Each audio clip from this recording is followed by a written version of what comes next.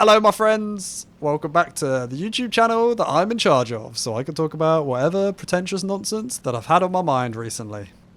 Today I want to talk about making those in-between decisions, the maybes, the ones that are, they could go either way.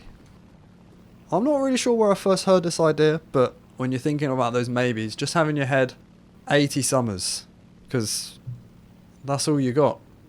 You got 80 summers, and then you die.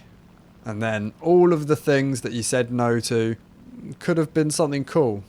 So from my own experience a couple of years ago, I would have never even considered myself to be someone who was interested in F1. Like, obviously I knew of it, and I kind of liked Top Gear, and I'd never really watched it and didn't really have a plan to, but a couple of friends invited me to watch a race, and they obviously helped explain things and sort of give me a better understanding of what was going on. And now, a couple of years later, I'm so invested. I really desperately want Oscar Piastri to win this year's championship. I'm watching practice highlights, and literally nothing happens in practice because the drivers are just practicing. But if I had said, no, F1's not for me, I wouldn't be able to have this super fun time now. And I don't know what decision's happening in your life right now, but whether you've got two clear paths ahead of you or you don't really know where you want to go in the next 6 to 18 months with plans and adventures, maybe the idea of 80 summers helps you.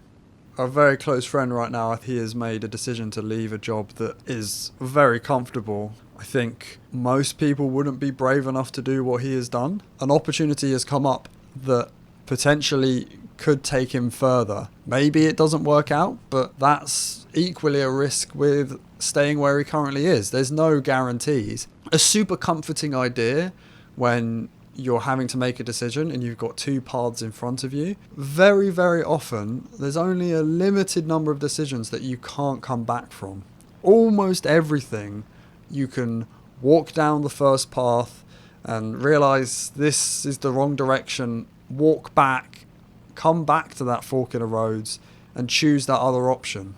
That's not to say that making the wrong decision doesn't have cost. You do have to walk back to the fork in the roads. But the thing to focus on is it might take some hard work to get back to that fork in the roads, but it's not unfixable. It would be unreasonable to expect every time you make a major decision that it is the correct decision. And when things go wrong, it's when you grow fastest. It's very comfortable and reassuring to always be successful, but whatever the thing that you're trying to grow with, whether it's drawing or running or playing a musical instrument, the person that you are really looking up to and think so highly of their skills and talent has failed more than you have even tried.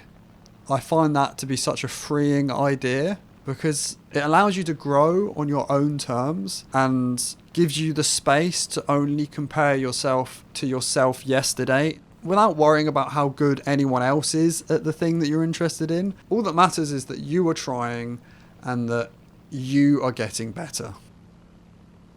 If you enjoyed that video, I'd love it if you subscribe, obviously, but what I'd really love more is if you write a comment about maybe something you're dealing with or a topic that you're interested in, and I can maybe make this into a bit more of a series. Anyway, have a wonderful rest of your day.